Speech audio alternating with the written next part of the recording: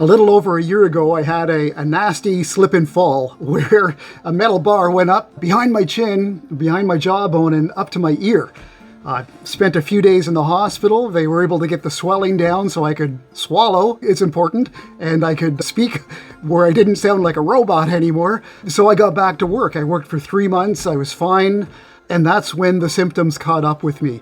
I lost 7 months of work due to those symptoms from that silly little slip and fall. During that time off, it could have been a career ender, but instead, it was a pivot. The company that I worked with, they tracked with me week by week as I lay on my couch trying to recover. And during that time, they created a new role for me with the company as an estimator and doing some training with our different crews, training in some of the more technical work of Dutchman repairs, of yawn repair, stone and brick tinting to blend it pieces in with the surrounding envelope. My name is Phil Wright. I've got over 40 years of experience in masonry, a lot of custom stone work. I've done a lot of work with natural stone, a lot of custom brick work, and a lot of heritage restoration. Now, I would describe myself primarily as a craftsman. I care about how things are made, not just that they get made. Some might use the word artisan. Maybe that's a little too high a title for me, but I do care. And I feel like the work between material and the craftsperson is a dialogue. It's a conversation. The material comes with some kind of a natural form, some natural expression, and the craftsman comes with some intent. And it engaged together, the craftsman and then the material, and out of that comes the finished product. When I'm not on the job site, I'm at home working in my workshop. I work with different woods and stones in my workshop. I create instruments and furniture pieces, and I'm always crafting something, and the process is very, very similar. There's a material that you want to work with. It has a certain grain to it, a certain form to it. The craftsperson comes with an intent. They want to build a certain thing a certain way, and then they engage with that material. There's things you can't force it to do, but there's other beautiful, poetic things that you can do if you honor what it is you're working on. You enter a conversation with it, a dialogue, and come out with something better than what that material could have ended up being, and better than what the craftsman thought they were going to do. It's a synergy of two. And it's the same thing on a job site. The stone, the material you're working with, by the time you've crafted that material, by the time it's shaped around its natural forms, its natural grains, its natural beauty, and the mason has brought the architect or the designer or the homeowner, even their own intent into the project, a beautiful natural thing is created.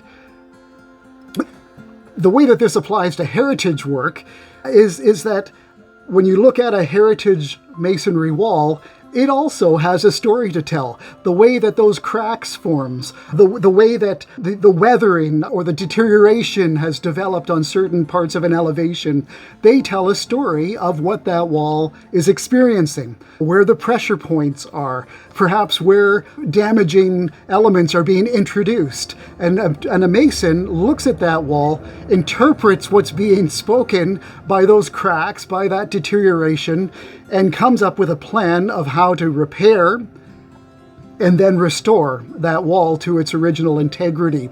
During my 7 months of recuperation, the pivot in my life was turning towards estimating and training.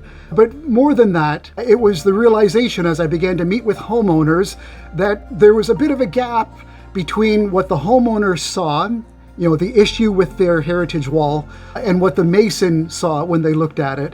And I found that it was very, very helpful to explain to a homeowner not just how we can fix what they see wrong, but why it's happening. How did that crack develop? How did that deterioration evolve over the years? And what can we do, not just to fix the crack, but to address the pressure points, to address the movement involved, to ensure that we are repairing the building, that we are restoring after repairing.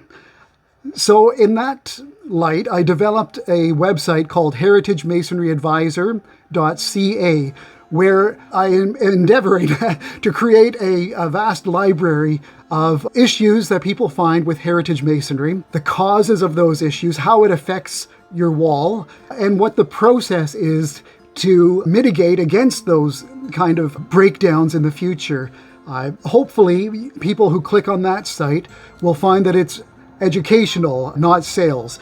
In relation to that site, I'm also creating a library of short videos where I explain various projects that we're actually working on or that we've been asked to come and assess, and explaining how the damage took place, how it evolved, what the steps are to repair that damage, and what the steps are then to restore that elevation, that wall, to its original glory. So I do hope that you find this website and these videos to be helpful as a heritage homeowner, to be able to read your walls, because your walls are talking. And I hope that this becomes a place where you can learn how to listen.